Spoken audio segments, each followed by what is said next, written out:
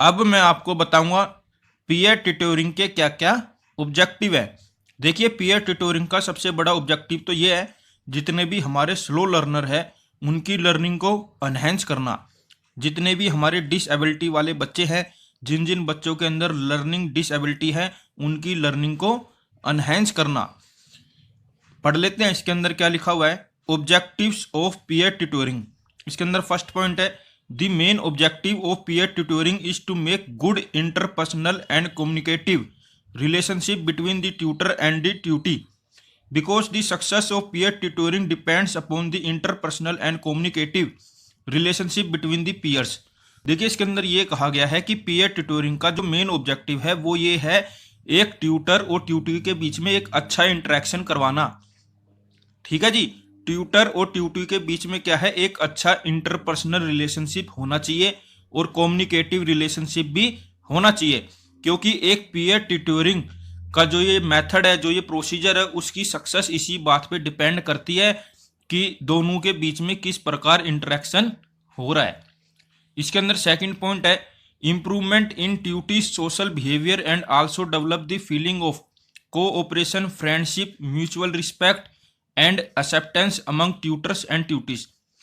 देखिए, peer tutoring का सबसे बड़ा मकसद ये भी है कि हमें क्या है, जो हमारे ट्यूटीज है उनके सोशल बिहेवियर को सुधारना है, प्लस हमारे जितने भी ट्यूटीज है और ट्यूटर्स है उन सब के बीच में क्या है, कोऑपरेशन की भावना को डेवलप करना है, फ्रेंडशिप की भावना को डेवलप करना है, सबके बीच में म्यूचुअल रिस्पेक्ट को डेवलप करना है और एक एक्सेप्टेंस की भावना को डेवलप करना है। मिलजुल कर भी रहा जा सकता है, एकता में बल है, इस तरह की भावना बच्चों के अंदर डेवलप करनी है। एक दूसरे की मदद करनी चाहिए, एक दूसरे से जलना नहीं चाहिए, इस तरह की भावना बच्चों के अंदर डेवलप करनी है। देखिए, इसके अंदर ये कहा गया है कि हमें क्या है, जो हमारे 3 डोमेन ऑफ लर्निंग है, जैसे कि कोग्निटिव, इफेक्टिव एंड साइकोमोटर, उनकी भी डेवलपमेंट पे फोकस देना है। थर्ड पॉइंट के अंदर यही कहा गया है, the objective of peer tutoring is to enhance the learning of tutee. ठीक है, हमें बच्चों की लर्निंग एनहेंस करनी है। और 3 डोमेन ऑफ लर्निंग कौन कौन से हैं, कोग्निटिव, इफेक्टिव एंड साइकोमोटर। हमें क्या है, बच्चों के अंदर कॉन्फिडेंस डेवलप करना है, उनके अंदर स्किल्स डेवलप करनी है, अनहेंस कॉन्फिडेंस एंड स्किल्स। इसके अंदर फोर्थ पॉइंट है, create a personal supportive environment and peer relationship where learning can best take place. देखिए, कई बार ऐसा होता है क्लासरूम के अंदर कुछ बच्चे शर्माते हैं क्वेश्चन पूछने से, लेकिन पीयर ट्यूटरिंग के अंदर ऐसा नहीं होता, उन्हें पर्सनल सपोर्ट मिलता है। देखिए, यहाँ पर क्या है, इंडिविजुअल अटेंशन भी बच्चों को दी जाती है ताकि उनकी लर्निंग अनहेंस हो सके। जो हमारे स्लो लर्नर्स है वो भी हमारे नॉर्मल बच्चों के इक्वल आ सके, उनकी भी लर्निंग इंप्रूव हो सके। क्वालिटी एजुकेशन की बात यहाँ पर करी गई है। Providing overall academic support in a variety of subject for subject needing assistance. देखिए, एक क्लासरूम के अंदर तरह तरह के बच्चे रहते हैं, यहाँ पर इंडिविजुअल डिफरेंसेस का भी ध्यान रखा जाता है। यहाँ पर क्या है, हर बच्चे को एकेडमिक सपोर्ट दिया जाता है। जिस बच्चे को कोई चीज़ समझ नहीं आ रही तो उसके लिए क्या है, अलग से ट्यूटर प्रोवाइड किया जाता है ताकि उनके जितने भी डाउट हैं, जितने भी कॉन्सेप्ट है वो क्लियर किए जा सकें। Planning and implementation of peer tutoring program. देखिए, अब मैं आपको बताऊंगा कि पीयर ट्यूटरिंग का जो प्रोग्राम है उसको कैसे अप्लाई करना है, उसकी कैसे प्लानिंग करनी है, उसकी कैसे इम्प्लीमेंटेशन करनी है। देखिए, इसके अंदर जो सबसे बड़ा काम है ना, वो काम ये है पेयर बनाना, मतलब ट्यूटर और ट्यूटी का पेयर बनाना। पढ़ लेते हैं इसके अंदर क्या क्या लिखा हुआ है। इसके अंदर फर्स्ट पॉइंट है, clarify the specific objective of the tutoring program including both academic and social objective when appropriate. देखिए, इसके अंदर ये कहा गया है कि सबसे पहले तो आप ये बताइए, जो आपने पीयर ट्यूटरिंग प्रोग्राम कर रहे हैं इसका ऑब्जेक्टिव क्या है, इसके एकेडमिक ऑब्जेक्टिव क्या है, इसके सोशल ऑब्जेक्टिव क्या है, आप किस मकसद के साथ क्लासरूम के अंदर पीयर ट्यूटरिंग प्रोग्राम को अप्लाई कर रहे हैं। ठीक है, सबसे पहले तो ये पता होना चाहिए। इसके अंदर सेकंड है, make a list of objective in A form that can be easily measured. उसके बाद क्या करिए, जो आप पीयर ट्यूटरिंग प्रोग्राम बना रहे हैं, अप्लाई करना चाह रहे हैं, उसके ऑब्जेक्टिव की एक लिस्ट बना लीजिए। फिर लास्ट में देखिए जो ऑब्जेक्टिव की लिस्ट आपने बनाई थी वो फिल हो रहे हैं या नहीं हो रहे, ये सारा काम एक फॉर्म की फॉर्म में होगा। मतलब एक फॉर्म बना लीजिए, उसके अंदर लिस्ट ऑफ ऑब्जेक्टिव होगी, ताकि हमें लास्ट में आसानी हो जाए मेजर करने में जो हमारे ऑब्जेक्टिव थे वो अचीव हुए हैं या नहीं हुए। इसके अंदर थर्ड पॉइंट है choose tutoring partner carefully, several consideration should be taken into account like choosing students as tutor who are serious in class. देखिए इसके बाद इन्होंने कहा है कि हमें क्या है, जो पीयर ट्यूटोरिंग है उसके अंदर जो पार्टनर का सिलेक्शन करना है वो काफ़ी केयरफुली करना है, काफ़ी ध्यान से करना है। बहुत सारी चीज़ों को हमें ध्यान में रखना है, जैसे कि जो हम ट्यूटर को सिलेक्ट कर रहे हैं वो ट्यूटर ऐसा होना चाहिए जो कि मैनर्स में रहता हो, डिसिप्लिन में रहता हो, क्लासरूम के अंदर सीरियस हो, प्लस जिसे कंटेंट भी डिलीवर करना आता हो। इसके अंदर फोर्थ पॉइंट है teacher should find pair who will work together well, they should also encourage pairing students who are different in gender, race और socio economic status, not support establish grouping. देखिए इसके अंदर ये कहा गया कि टीचर को ऐसे पेयर बनाने हैं, पेयर किसके बनाने हैं, ट्यूटर और ट्यूटी के, जो कि एक दूसरे के साथ काम करना चाहते हो, जिनके अंदर एक दूसरे को सिखाने की कला हो, मतलब साथ रहना आता हो, सोशल हो थोड़े से, ठीक है, एक्सट्रोवर्ट टाइप के हो। और इसके अंदर ये कहा गया कि हमें क्या है पेयर बनाते टाइम क्या है जेंडर का, रेस का, सोशो इकोनॉमिक का ध्यान रखना है। हमें क्या है यहाँ पर ग्रुपिंग नहीं करनी है, हमें क्या है सबको साथ लेके चलना है, यहाँ पर भेदभाव नहीं करना, ठीक है, जेंडर के बेस पे भेदभाव नहीं करना, रेस के बिहाफ पे भेदभाव नहीं करना है। हमें क्या है ग्रुपिज्म पे सपोर्ट नहीं करना। जो ग्रुप हो जाते हैं ना, बहुत सारे ट्यूटर मान लो क्लासरूम के अंदर कह सकते हैं हम इस बच्चे को नहीं पढ़ाएंगे, उसको नहीं पढ़ाएंगे, हमें ऐसी चीज़ों को सपोर्ट नहीं करना है। हमें सभी बच्चों को एक मानना है, हमें किसी से भी घिन नहीं माननी है, कहने का मतलब ये है। इसके अंदर फिफ्थ पॉइंट है establish rules and procedure for the tutoring program. हमें क्या है ट्यूटोरिंग प्रोग्राम के रूल्स एंड रेगुलेशन बनाने हैं, प्रोसीजर्स बनाने हैं। These rules should be cover how students are to interact with each other and specify the types of interaction that are not acceptable। देखिए हमें क्या है रूल्स बनाने हैं, प्रोसीजर्स बनाने हैं, और उन रूल्स के अंदर क्या है, क्या कहा जाएगा कि एक ट्यूटर और ट्यूटी के बीच में कैसे इंटरेक्शन होना चाहिए, ठीक है, प्लस उसके अंदर क्या है टाइप्स ऑफ इंटरेक्शन भी स्पेसिफाई होगी, प्लस उसके अंदर ये भी बताया जाएगा कि किस तरीके का इंटरेक्शन अलाउड नहीं है, एक्सेप्टेबल नहीं है। इसके अंदर सिक्स्थ पॉइंट है procedure should specify the times and date of tutoring, the material to be used and specific activity to be undertaken. देखिए इसके अंदर ये कहा गया है कि जो हम ये प्रोसीजर होगा इसके अंदर ये स्पेसिफाई करेंगे कि हमें जो पीयर ट्यूटोरिंग मेथड है वो किस टाइम पे अप्लाई करना है, उसकी डेट क्या होगी, हमें कौन कौन सा मटेरियल यूज करना है, प्लस पीयर ट्यूटोरिंग के टाइम पे हमें कौन कौन सी एक्टिविटीज करनी है।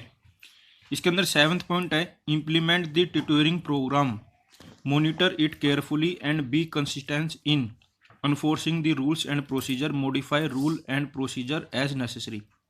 देखिए इसके अंदर क्या करना है, हमें पीयर ट्यूटोरिंग प्रोग्राम को इम्प्लीमेंट कर देना है, उसको केयरफुली ध्यान से मॉनिटर भी करना है, और हमें क्या है रूल एंड रेगुलेशन को, जो हमारे रूल्स एंड प्रोसीजर है उनको भी ढंग से अप्लाई करना है, अनफोर्स करना है, प्लस हमें क्या है जो हमारे रूल्स एंड प्रोसीजर है उनको टाइम टू टाइम मॉडिफाई भी करना है। जो हमारे रूल्स एंड प्रोसीजर्स हैं वो फिक्स्ड नहीं है, वो फ्लेक्सिबल है, अकॉर्डिंग टू टाइम उनको चेंज करते रहना है।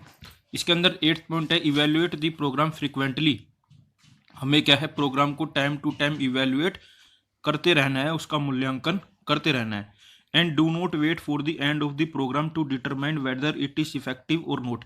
देखिए इसके अंदर ये कहा गया कि हमें प्रोग्राम का एंड तक वेट नहीं करना है, हमें क्या है जब पीयर ट्यूटोरिंग का प्रोग्राम चल रहा होगा ड्यूरिंग द प्रोग्राम ही क्या है चेक करते रहना है कि प्रोग्राम ढंग से चल रहा है या नहीं चल रहा, जो हमारे ऑब्जेक्टिव है वो अचीव हो पा रहे हैं या नहीं हो पा रहे, ये इफेक्टिव है या नहीं है। Collect information throughout the program and predict whether it will be successful or not. हमें क्या है ड्यूरिंग द प्रोग्राम ही क्या है इन्फॉर्मेशन को कलेक्ट करते रहना है, वो इन्फॉर्मेशन क्वालिटेटिव भी हो सकती है, क्वांटिटेटिव भी हो सकती है। फिर हमें प्रिडिक्ट करना है कि जो हमारा प्रोग्राम है वो सक्सेसफुली रन हो रहा है या नहीं हो रहा, वो सक्सेसफुल हो रहा है या नहीं हो रहा है। If progress is not being made, modify the program. अगर प्रोग्रेस सही दिशा में नहीं जा रही है, सही डायरेक्शन में नहीं जा रही है, तो हम क्या है उस प्रोग्राम को मॉडिफाई करेंगे, उसके अंदर कुछ चेंजेस करेंगे। मुझे पूरी उम्मीद है आपको ये planning and implementation of peer tutoring method जरूर समझ आया होगा। अगर अब भी कोई डाउट है तो कमेंट बॉक्स में कमेंट करिए, मैं आपका डाउट क्लियर करने की पूरी कोशिश करूंगा। प्रोसीजर्स ऑफ पीयर ट्यूटोरिंग, इसके अंदर फर्स्ट है डेमोन्स्ट्रेशन प्रोसीजर। देखिए जैसे कि इसके नाम से ही पता चल रहा है, इसके अंदर क्या होता है, जो हमारे ट्यूटर है वो हमारे ट्यूटी को कोई टास्क डेमोन्स्ट्रेट करके दिखाते हैं और फिर ट्यूटी को बोलते हैं कि आप क्या है सेम टास्क को खुद करके दिखाइए। अगर ट्यूटी उस टास्क को सही कर देता है तो ट्यूटर आगे बढ़ते हैं। अगर ट्यूटी उस टास्क को ढंग से नहीं करता तो ट्यूटर क्या है दोबारा डेमोन्स्ट्रेट करके दिखाता है कि इस टास्क को कैसे करना है। बहुत ही आसान प्रोसीजर है ये पीयर ट्यूटोरिंग का। पढ़ लेते हैं इसके अंदर क्या लिखा हुआ है। It is a routine procedure that involve demonstrating the task then asking the tutee to complete the same task. देखिए ये क्या है, एक रूटीन प्रोसीजर है जिसके अंदर जो हमारे ट्यूटर है वो एक टास्क को डेमोन्स्ट्रेट करके दिखाते हैं और फिर ट्यूटी को बोलते हैं कि आप इस टास्क को करके दिखाइए। It is a very simple and straight forward modelling procedure through which a tutee gets proper and accurate knowledge. देखिए ये क्या है, एक बहुत ही सिंपल और स्ट्रेट फॉरवर्ड प्रोसीजर है। इसके अंदर क्या है, जो हमारे ट्यूटी है वो एक्यूरेट नॉलेज गेन करते हैं, प्रॉपर नॉलेज गेन करते हैं। It is also called the so do activity. देखिए इसे सो डू एक्टिविटी भी कहा जाता है। The tutor should teach in a small step one at a time and also provide clear demonstration to student so that they can link the steps together.